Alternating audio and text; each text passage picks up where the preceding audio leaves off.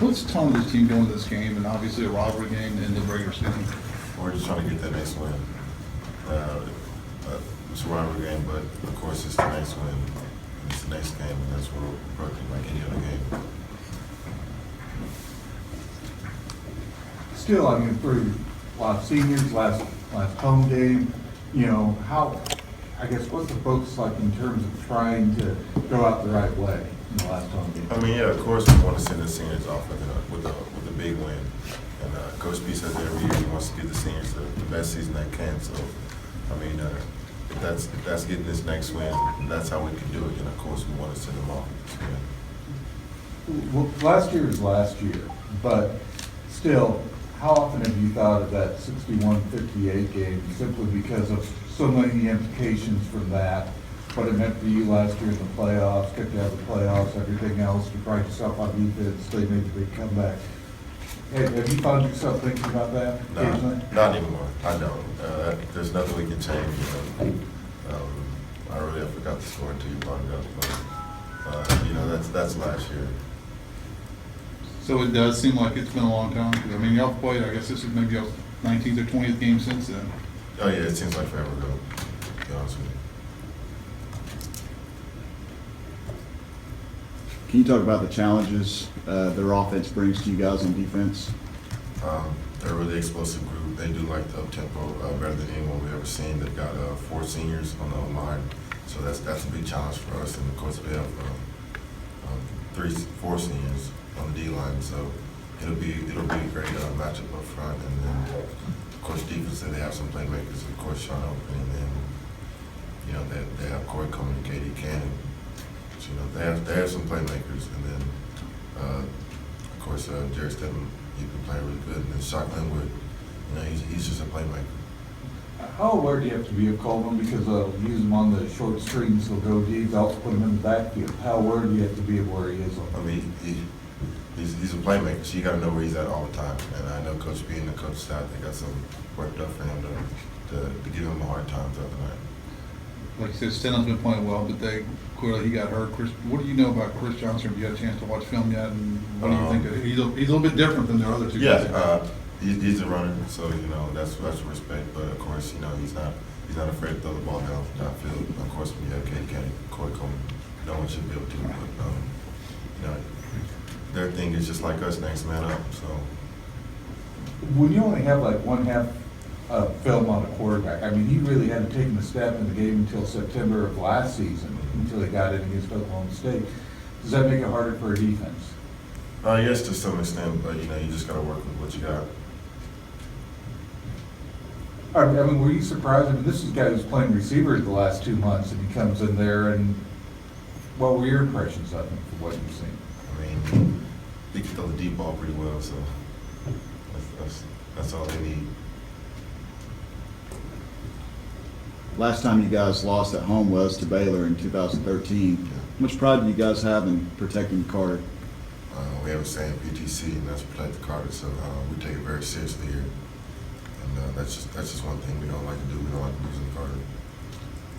Josh, I know the focus is on this week, this game, but one thing Coach Patterson has said the last couple of days is the fact that while the games haven't gone the way you wanted them to the last couple of weeks, there's been signs of what the future holds with some of the guys that have had to step up, some of the guys that have had to have their roles increased. What does it do for you guys looking ahead when you know that there's guys that next man up, but they're having to be up quicker than expected? It just gives you hope that next year that they know what this feels like. They know what this loss feels like. They know what it feels like to play in the big game. You saw Allie go in there and get to play against Oklahoma. No freshman is expecting to go in on the road and play in front of 85,000 coming straight out of high school. So now that he knows that, and he knows what it feels like to play in front of 85,000, next time we put him in a situation like that, he won't react the same way he did. He knows what it feels like. He'll be able to play faster, and it'll just be easy like that to him. Injuries are obviously part of the game, but you guys have had way more than your share. I mean, even, Coach B has acknowledged he's never quite seen anything like it. Do you at all say, hey, if we'd only had just a little less injuries, a few more veteran guys out there, maybe things would be a little different right now? I mean, yeah, you can, but woulda, shoulda, coulda. That's really what it comes down to. course, we would have loved to have Trayvon and Josh out there, but of course we couldn't, so we had to work with what we got. Well, what does it say that even without those guys, you were able to take Oklahoma right up to the finish there and have a chance to win? I mean, that's just what we do at TCU. Next man up, so it doesn't matter. Does that give you a little bit of confidence going into Baylor? Yeah, it gives everyone a great confidence boost. You know, that we were able to go out there without our two best players and but losing them by one. You know, even though it's a loss, that still is a huge confidence boost to the whole team. Whether it's Oklahoma, or in this case it'd be Baylor, as much as you want to win, is it also fun to play the role of spoiler? Yeah, that's what we've been doing since we got in the big club is just playing spoiler and beat teams that nobody expected us to be. I know no one expected us to beat Oklahoma last year. We were 25th and they were 4th. Josh, speaking of confidence, I mean, those watching the game last week that might not have known who Josh Carraway was, saw you get 2.5 sacks. How much confidence does that give you moving ahead to Baylor this week as an individual? I mean, it gives you confidence, but that's not what I worry about. I don't really care about stats. I just worry about that win. Talk about Shock Linwood a little bit, the challenge he presents this week. I mean, he's a hard runner. And he works well with the way their offense goes. You know, the play option, I mean, the run option read and all that stuff just really keeps the linebackers and the D-lines on their toes. So when you see a hole, he hits it and he hits it well. You and the whole defensive line were able to really get pressure last week. What worked well for you? What do you guys have to keep doing this week to kind of keep that up? I mean, we just had to keep the line on their toes and keep the quarterback contained because I know he's going to try to run if he doesn't see his first option. So I think that's what we tried to do against Oklahoma is keep them contained and of course we have to do a better job of wrapping up. I think we do that, we'll have a really good chance. Not only do you have Shock Linwood, but you got Devin Chafin too. Talk a little bit about the comparison. Yeah, I think he's a little bit bigger back, so he's a little bit taller, and I think he runs well too. You see him more down in like the red zone. He likes to put his head down and really get those extra yards. Previously, these games were played earlier during the season. Do you like it being like this time during Thanksgiving? Does that mean a lot for you?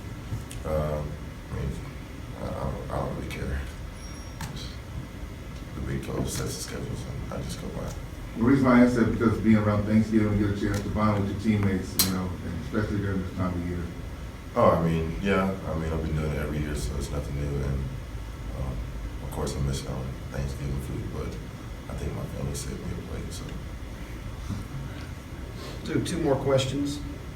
Just out of curiosity, I mean, you guys aren't the only team that's banged up here. I mean, pretty much all the contenders are nursing a bunch of injuries. And we've seen this around the country too. Does this seem like things have been more physical this year, or can you put your finger on any reason why we're seeing all these injuries?